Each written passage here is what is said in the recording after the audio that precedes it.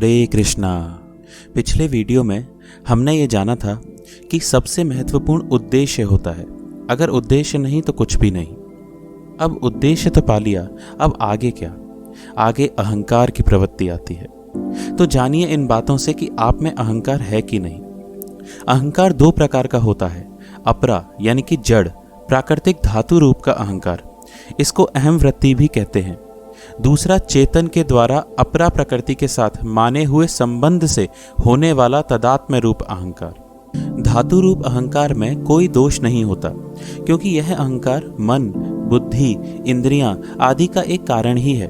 परंतु जड़ प्रकृति के कार्य शरीर को अपना स्वरूप मान लेने के कारण मनुष्य अज्ञानवश ये सोचने लगता है कि इन सब क्रियाओं का कर्ता वह है, और वह इस सोच के कारण बंध जाता है। यही तदात्म्य रूप अहंकार अर्थात अपने शरीर में होने वाले अहंकार का एक रूप ही है। अब कैसे जाने कि अहंकार है हम में? तदात्म्य रूप अहंकार से क्रमबद्ध होने की स्थिति आती है। ये स्थिति आते ही इस अहंकार के कई भेद हो जाते हैं, जैसे वर्ण, आश्रम, शरीर, अवस्था, योग्यता, संबंध, व्यवसाय, धर्म, उपासना आदि को लेकर अहंकार के हजारों भेद हो जाते हैं। जैसे वर्ण को लेकर अहंकार कि मैं तो ब्रह्मचारी हूँ, मैं गृहस्थ हूँ, ये एक अहंकार का रूप है। शरीर को लेकर अहंकार, मैं पुरुष हूँ, मैं स्त्री हूँ, मैं देवता हूँ, मैं मनुष्य हूँ आदि। अवस्था को लेकर अहंकार, मैं बालक हूँ, मैं जवान हूँ। योग्यता को लेकर अहंकार, मैं पढ़ा लिखा हूँ, मैं अनपढ़ हूँ, मैं समझदार हूँ। संबंध को लेकर अहंकार, मैं पिता हूँ, मैं माता हूँ, मैं पुत्र हूँ, मैं गुरु हूँ आदि। व्यवसाय को लेकर, मैं अध्यापक हूँ, मैं व्यापारी हूँ। धर्म को लेकर, मैं हिंदू हूँ, मैं मुसलमान हूँ, मैं ईसाई हूँ। उपासना को लेकर, मैं निर्गुणोपासक हूँ, मैं सगुणोपासक हूँ, मैं राम का उपासक हूँ, मैं कृष्ण का उपासक हूँ आदि। ये सब के सब भेद अहम में ही है, तत्व में नहीं है। इन सब में मैं तो अनेक है, परंतु हूँ एक ही है। अर्थात हमारे शरीर में दो अंश हैं, एक परमात्म तत्व और एक जो कि पंच महाभूतों से बना पूरा शरीर है। परमात्म तत्व में कोई अहंकार नहीं होता, लेकिन इस शरीर में जो कि पंच महाभूतों से बना है उसमें और या फिर उससे होने वाले संबंध में जो अहंकार मान लेता है वही तदात्म्य रूप अहंकार है। अब किसी ने ये बोला कि मैं अमुक हूँ, इसमें मैं जड़ है और हूँ चेतन है। जड़ की मुख्यता से संसार की इच्छा और चेतन की मुख्यता से परमात्मा की इच्छा उत्पन्न होती है। मतलब ये है कि संसार की इच्छा में मैं की प्रधानता और गर्व की प्रधानता होती है, और परमात्मा की इच्छा में हूँ की प्रधानता होती है। मुख्य रूप से तादात्म्य रूप अहंकार के दो भेद होते हैं। लौकिक अहंकार, जैसे मैं संसारी हूँ। पारमार्थिक अहंकार, जैसे मैं साधक हूँ। अब ये लौकिक अहंकार क्या है? जब मनुष्य का उद्देश्य भोग करना हो जाता है तो उसमें मैं संसारी हूँ, यह लौकिक अहंकार रहता है। सांसारिक कार्य करते समय तो वह संसारी रहता ही है। साधन करते समय मतलब भगवान की भक्ति करते समय भी वह संसारी ही रहता है। इसलिए वह जो भी साधन करता है वह अपनी कामना की पूर्ति के लिए ही करता है। जब मनुष्य में भोग भोगने की प्रवृत्ति अधिक हो जाती है तब उसमें स्वार्थ और अभिमान आ जाते हैं, जो कि आसुरी संपत्ति है। स्वार्थ और अभिमान आने से उसका अहंकार आसुरी संपत्ति वाला हो जाता है, और फिर ये जीव को भयंकर नरकों में ले जाता है। अहंकार की उत्पत्ति अज्ञान से होती है, और ज्ञान होने पर अज्ञान का नाश हो जाता है। जो ज्ञान अहंकार ना मिटा सके वह ज्ञान कैसा? वह तो सीखा हुआ ज्ञान है, अनुभव किया हुआ नहीं।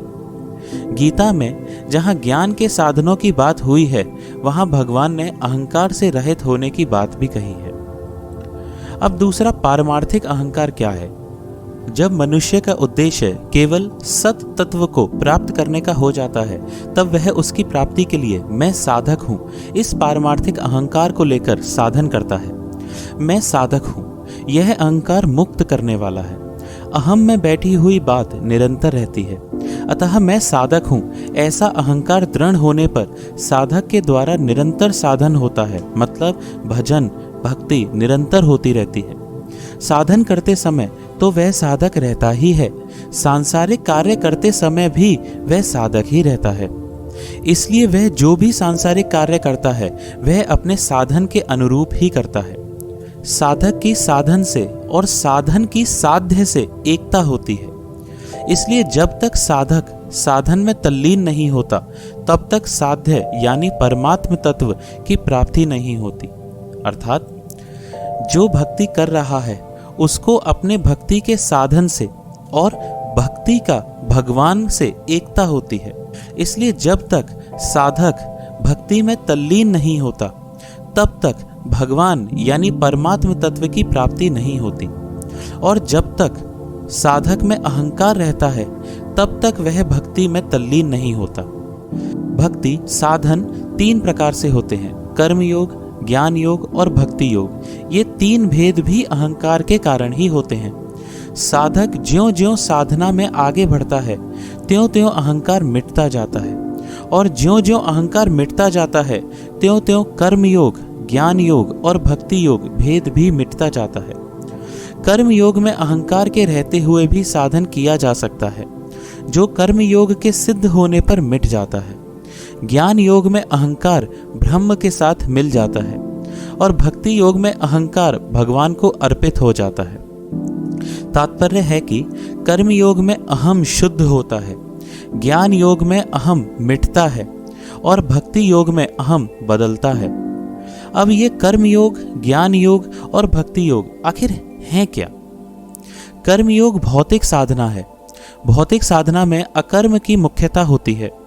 ज्ञान योग आध्यात्मिक साधना है। आध्यात्मिक साधना में आत्मा की मुख्यता होती है। और भक्ति योग आस्तिक साधना है जिसमें परमात्मा की मुख्यता रहती है। इसलिए कर्म योगी संपूर्ण कर्मों में एक अकर्म को देखता है। कर्मण्य कर्म यह पश्येद कर्मणि च कर्म यह। गीता 4 अध्याय 18वां श्लोक। ज्ञान योगी संपूर्ण प्राणियों में एक आत्मा को देखता है। सर्वभूतस्थमात्मानम सर्वभूतानि चानत्मनि। गीता 6वां अध्याय 21वां श्लोक। और भक्ति योगी सब में एक परमात्मा को देखता है, अर्थात अनुभव करता है। यो माम पश्यति सर्वत्र सर्वम च मये पश्यति। गीता 6वां अध्याय 30वां श्लोक। इन सब में अकर्म, आत्मा और परमात्मा तीनों तत्व से एक ही है। अहंकार के कारण ये अलग प्रतीत होते हैं। अकर्म का अनुभव करने से कर्मयोगी सिद्ध हो जाता है, फिर उसके लिए कुछ करना शेष नहीं रहता। आत्मा का अनुभव करने से ज्ञान योगी सिद्ध हो जाता है, फिर उसके लिए कुछ जानना शेष नहीं रहता। परमात्मा का अनुभव करने से भक्ति योगी सिद्ध हो जाता है और फिर उसके लिए कुछ प्राप्त करना शेष नहीं रहता। तो हम कह सकते हैं कि अहंकार ही सब बंधनों का कारण है और ये ही भक्ति में सबसे बड़ा रोड़ा है। इसके मिटते ही प्राणी सिद्ध अवस्था में पहुंच सकता है और भगवान को पा सकता है। हरे कृष्णा।